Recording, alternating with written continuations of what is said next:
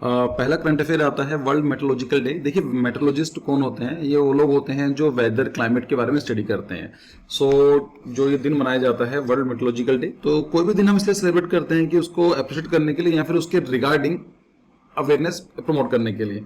तो यही चीज लिखी गई है कि anyone interested in climate and weather phenomena, the day aim to raise awareness about the importance of the meteorology and the weather forecasting and the role of World Meteorological organisation.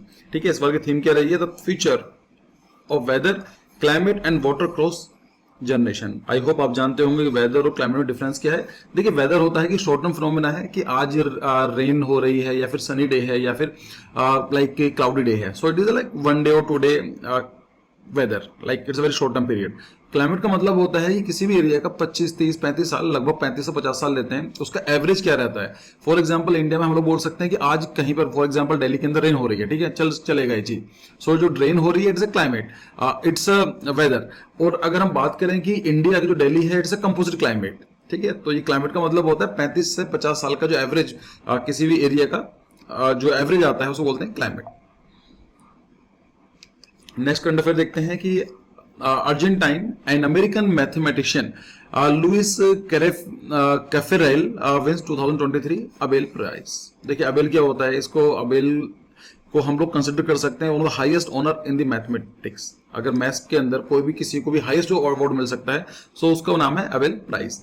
सो इसको हम लोग कंपेयर करते हैं Nobel prize से, तो यही चीज लिखी गई है। The Abel Prize named after the Norwegian mathematician Niels Henrik Abel is considered one of the highest honour in the mathematics. The prize is conferred every year by the king of the Norway and is awarded to one or more outstanding mathematician. This year, Abel was awarded to the Argentine-American mathematician Luis Caffarelli for this groundbreaking contribution to the several areas of the mathematics. अब यहाँ पर price के बारे में बात चल रही है तो नोबेल प्राइज पता कर लेते हैं। देखिए यहाँ पर फिजिक्स में दिया जाता है, लिटरेचर में, केमिस्ट्री में, इकोनॉमिक्स में, पीस में एंड मेडिसिन में या फिर फिजियोलॉजी के अंदर। तो याद रखना मैथमेटिक्स में ऐसा कोई नोबेल पुरस्कार नहीं दिया जाता है। तो नेक्स्ट करंट अफेयर आता है कि एक्सरसाइज वायु प्रहार, तो ये किसके बीच में हुई है। देखिए Indian army and the Indian air force, इन दोनों जो ऑर्गेनाइजेशन हैं इन लोगों ने आपस में एक प्रैक्टिस की है और उसका नाम रखा है वायु प्रहार। देखिए कोई भी एक्सरसाइज की जाती है, हम कितनी बार भी एक्सरसाइज के बारे में पढ़ेंगे in coming days of course, तो इसके पीछे रीजन सिर्फ यही होता है कि इंटर ऑर्गेनाइजेशन ऑपरेटेबिलिटी को इंप्रूव किया जा सके, क्योंकि ऐसी बहुत सारी लड़ाइयाँ होती हैं जहां पर एयरफोर्स की जरूरत पड़ेगी और आर्मी की जरूरत पड़ेगी। तो यहाँ पर क्या मॉक ड्रिल्स की जाती हैं, कैसे यहाँ पर ये होना है, यहाँ कोई दिक्कत तो नहीं आएगी, कैसे हम जो रियल वॉर कंडीशंस में उनको एक्सरसाइज की जाती है कि अगर ऐसी कोई प्रॉब्लम आती है जहां पर इंडियन आर्मी और इंडियन फोर्स को साथ में कोऑर्डिनेटली काम करना पड़े तो उनको एक एक्सपीरियंस हो, ठीक है। तो फिर आता है वर्ल्ड ट्यूबरक्लोसिस डे, टीबी बोलते हैं इसको। तो ये कब मनाया जाता है, 24 को सेलिब्रेट किया जाता है। किस काम के लिए, to raise awareness about the global epidemic of the tuberculosis and the effort to made to eliminate it, कि उसे खत्म करने के एफर्ट को प्रमोट किया जाता है। इस बार की थीम क्या थी, yes we can end TB, कि हाँ हम इस बार टीबी को खत्म कर सकते हैं। फिर आता है एक्सरसाइज कॉनकन। देखिए कॉनकन कोस्ट है इंडिया की, जो वेस्टर्न घाट में कॉनकन आपको देखने को मिलेगी। सो ये जो एक्सरसाइज होती है इंडियन नेवी के बीच में और रॉयल नेवी, मतलब यूनाइटेड किंगडम की जो नेवी है उसको बोलते हैं रॉयल नेवी, इन दोनों के बीच में होती है। अब किसका एक्सरसाइज का बेनिफिट क्या होगा, यही होगा कि एक कंट्री इंडिया से कुछ सीख सकती है, यूके आर्मी या नेवी, और यूके की नेवी से इंडियन नेवी काफी कुछ सीख सकती है, ठीक है। और इससे रिलेशन इंप्रूव किए जाते हैं। ऑफकोर्स अगर हम इंडिया और पाकिस्तान के साथ तो एक्सरसाइज नहीं करेंगे ना, हमारी जो भी एक्सरसाइज होती है एक अच्छे कंट्री के साथ होती है, मतलब ऐसी कंट्री जिनके साथ किसी कंट्री का अच्छा रिलेशन है। हम इंडिया यूएसए में एक्सरसाइज आपको देखने को मिलेगी, India France, India Russia, India USA, इन सब की देखने को मिलेगी, बट इंडिया चाइना नहीं मिलेगी आपको, इंडिया पाकिस्तान नहीं मिलेगी, ठीक है। फिर आता है next current affair Chenab bridge. तो ये वर्ल्ड हाईएस्ट रेल ब्रिज है। So it is the India railway is constructing the world highest railway bridge in the challenging terrain of the Himalayas. तो दुनिया की सबसे ऊंची जगह पर ब्रिज बनाया जा रहा है बाय द इंडियन रेलवेज। कौन बना रही है इसको, इंडियन रेलवेज बना रही है, and which is expected to be complete in the coming months, और हो जाएगा कंप्लीट। तो ये कहां पर बनेगा, उधमपुर, श्रीनगर और बारामूला का जो स्ट्रेटेजिक इंपॉर्टेंट जो लिंक है उसके बीच में बनाया जा रहा है। और ये क्या करेगा, जम्मू कश्मीर को बाकी इंडिया से कनेक्ट करेगा। So Chenab bridge is 35 metre tall, तो हमें देखेंगे 35 मीटर टॉल है, and it is more than Eiffel tower in the Paris. Eiffel tower से भी ज्यादा बड़ा है, making the world highest rail bridge.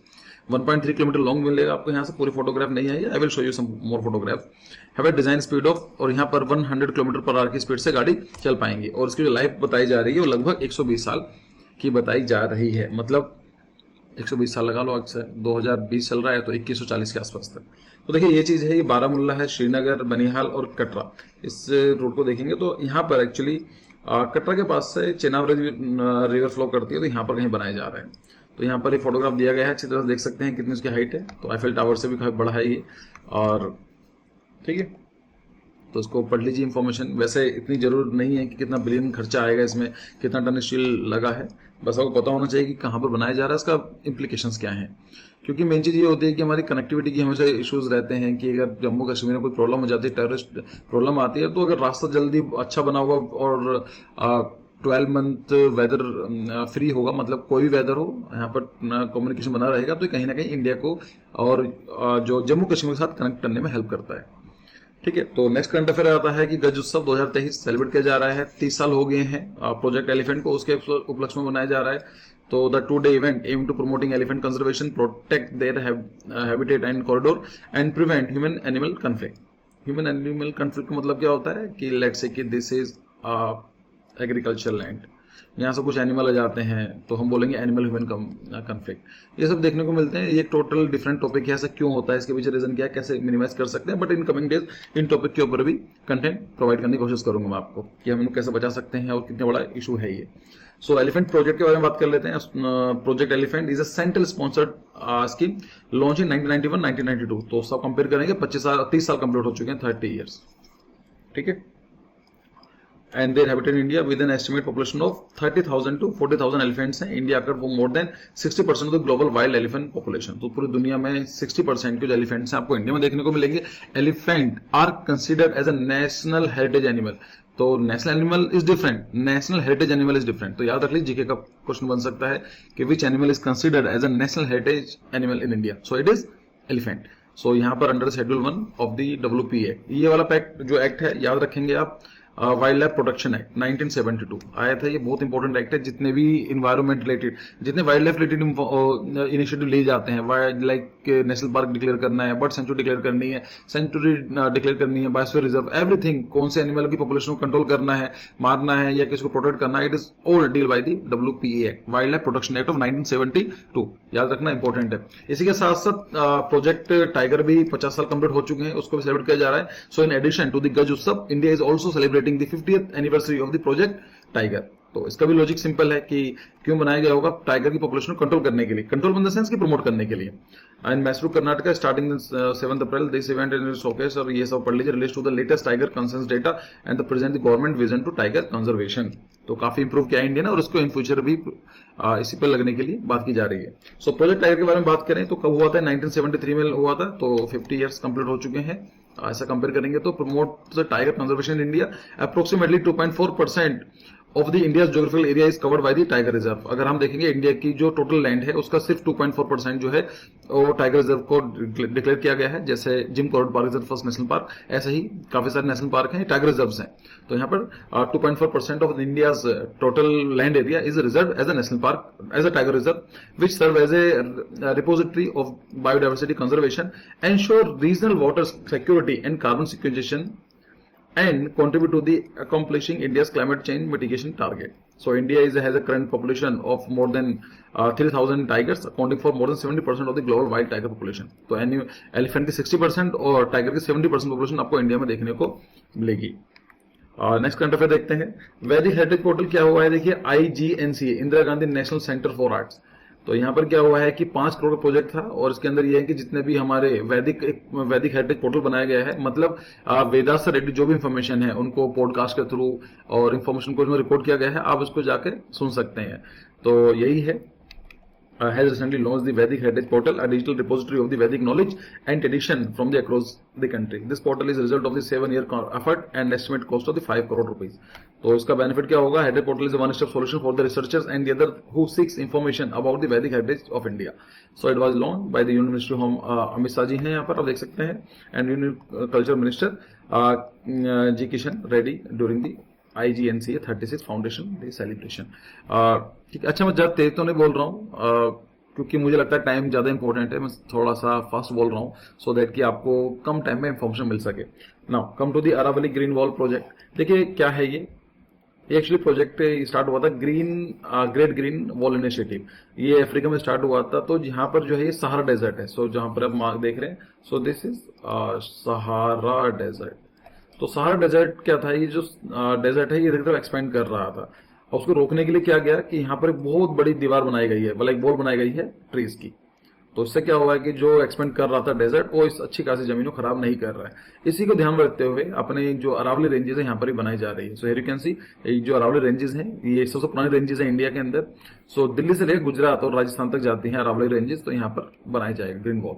So on the 25th March 2023, Union Minister of the Environment, Forest and Climate Change, Shri Bhupender Yadav ji inaugurated the Green Aravali ranges and Green Wall project. The project aims to green with 5 km buffer area around the Aravali hill range in the forest state. Haryana, Rajasthan, Gujarat और दिल्ली में पास होगा। The project was launched on the International day of forest and is part of the national action plan of the compact desertification and the land degradation through forestry interventions. मतलब क्या, जो desertification का मतलब होता है कि ऐसी लैंड, एक लैंड है, डेजर्टिफाइड का मतलब होता है कि वो बिल्कुल भी फर्टिलिटी खत्म हो जाए उसकी और एग्रीकल्चर या फिर किसी प्रोटेक्ट के लिए काबिल ना रह सके। तो उसको रोकने के लिए ये बनाया जा रहा है। फिर आता है डे लाइट सेविंग टाइम। क्या काम करता है, देखिए day light saving time is the practice of setting a clock forward 1 hour, 2 or 3 hour from the standard time during the summers and back again in the winters. होता क्या है कि देखिए हम लोग तो रहते हैं इंडिया में, तो ट्रॉपिकल एरियाज के अंदर इतना डिफरेंसेस देखने को नहीं मिलता है। थोड़ा सा डिफरेंसेस देखने को मिलेगा विंटर्स और समर्स में। आप जानते हैं कि समर्स में दिन बड़ा होता है, रात छोटी होती है, और विंटर्स में उल्टा होता है। बट ये जो डिफ्लेक्शन है ये बहुत ज्यादा है इन यूरोपियन कंट्रीज, क्योंकि ये टेम्परेट रीजन में लोकेटेड होते हैं। तो क्या करते हैं, अपने जो टाइम है उसको 1 घंटा आगे पीछे करते हैं डिपेंडिंग ऑन द नीड। तो इसी के रिगार्डिंग ये आर्टिकल है, इसको पढ़ लेते हैं। देखिए जो ओरिजिन ऑफ डीएसटी मतलब क्या है कि जो डीएसटी मतलब होता है daylight saving time zone. So DST begin in the Canada in 1908। तो 1908 में पहली बार वहां के एक रेजिडेंट थे, इनका नाम था पोर्ट आर्थर, जो कि ओंटेरियो में रहते थे। तो उन्होंने क्या करा, अपनी घड़ी को 1 घंटा आगे कर दिया। So turn their clock forward by 1 hour to start the world first DST period. उसके बाद देखेंगे तो इस जो प्रैक्टिस को कई कंट्रीज ने फॉलो किया, और जितने भी कंट्रीज देखेंगे नॉर्मली आपको ये यूरोपियन कंट्रीज देखने को मिलेंगे, बिकॉज यूरोपियन कंट्रीज के अंदर डिफरेंसेस काफी ज्यादा देखने को मिलता है विंटर्स और समर्स का। आज के टाइम के अंदर 70 कंट्रीज ये प्रैक्टिस को ऑब्जर्व करते हैं। अब इसके ऊपर एक्चुअली कई सारे आर्गुमेंट्स हैं, कंट्रोवर्सी होती है। कुछ लोग बोलते हैं कि इसका फायदा है, कुछ लोग बोलते हैं इसका नुकसान है। दोनों ही चीज देख लेते हैं, what is the advantage of DST और डिसएडवांटेज क्या है डीएसटी के। देखिए on the primary benefit of DST is that is maximize the amount of the natural light availability during the longer day of the summer.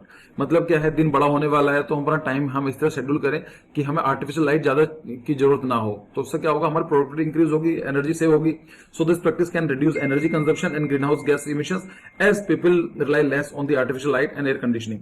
Furthermore, DST can reduce traffic accident and fatalities as there is more daylight sun during peak hour during driving hours. So हम जानते हैं कि जो accident होते हैं ज्यादातर आपको रात में देखने को मिलेंगे, तो उनसे बचा जा सकता है।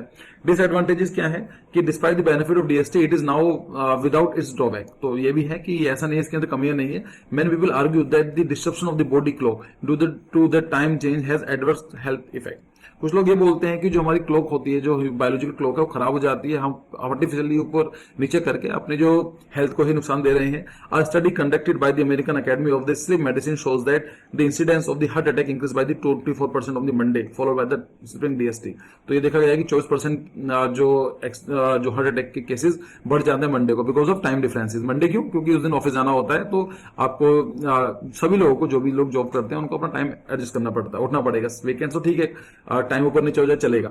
Another study found that the DST could cause a higher rate of the workplace injuries due to the decreasing alertness and the concentration. Moreover, many people find out that time change disruption of their daily routine and sleep pattern. कुछ लोग ये बोलते हैं, देखिए आज के time के अंदर आप बात कर रहे हैं कि एनर्जी सेव होगी। एनर्जी क्या सेव होगी? इलेक्ट्रिसिटी की एनर्जी किसी में सेव करना चाहते हैं आप कि ठीक है लाइट की दिक्कत है, चलो मान लेते हैं, लेकिन आप देखो AC, fan, dish washers, fridge, ये सबको तो आज के टाइम में चलते हैं इलेक्ट्रिसिटी से, तो इतनी इसकी जरूरत इतनी खास नहीं रही है। And last current affair for the March month की international day of zero waste. तो इसकी थीम क्या है? Achieving sustainable and environmentally sound practices of the minimising and managing waste. तो ये कब मनाया जाता है? 30 मार्च को हर साल मनाया जाता है। People around the world celebrate the International day of zero Waste. मतलब इस दिन ये है कि हमें वेस्ट कम से कम करना है। A day designated by the UNGA, United Nation General Assembly, to promote reducing waste and sustainable consumption. Of course हम वेस्ट कम कैसा कर सकते हैं? जब हम किसी चीज को कंजर्व करेंगे सस्टेनेबल तरीके से, ऐसा नहीं कि ओवर एक्सप्लॉइट कर रहे हैं। And production pattern, this day promotes the world of more sustainable and waste free world. तो एक महीने करंट अफेयर कंप्लीट हो चुका है, काफी वीडियोस आई हैं और आई कैन अंडरस्टैंड कि काफी डिटेल में डिस्कस किया है। और अप्रैल की इतना डिटेल डिस्कशन की जरूरत नहीं है, इतना इंपॉर्टेंट करंट अफेयर नहीं रहे हैं। लेकिन फिर भी मुझे लगता है कि हम कोई टॉपिक डिस्कस करें तो इतना डिस्कस करना चाहिए कि आपको पूरी जानकारी हो। जस्ट गिविंग द फैक्ट्स तो उसका कोई बेनिफिट नहीं है। आई थिंक ऐसे बहुत सारे चैनल्स भी होंगे, ऐसा कंटेंट आपको इजीली मिल सकता है कि जहां पर आपको फैक्ट्स दिए जाते हैं। और लेकिन मेरा मानना यह है कि किसी भी चीज को कंसेप्ट वाइज समझाया जाए। सो कैसे लगा आपको पूरे महीने करंट अफेयर, मुझे जरूर बताइए कमेंट सेक्शन में, और फिर हम लोग नेक्स्ट मंथ करंट अफेयर को फोकस करेंगे। सो तब तक के लिए धन्यवाद and see you in the next video. Bye bye.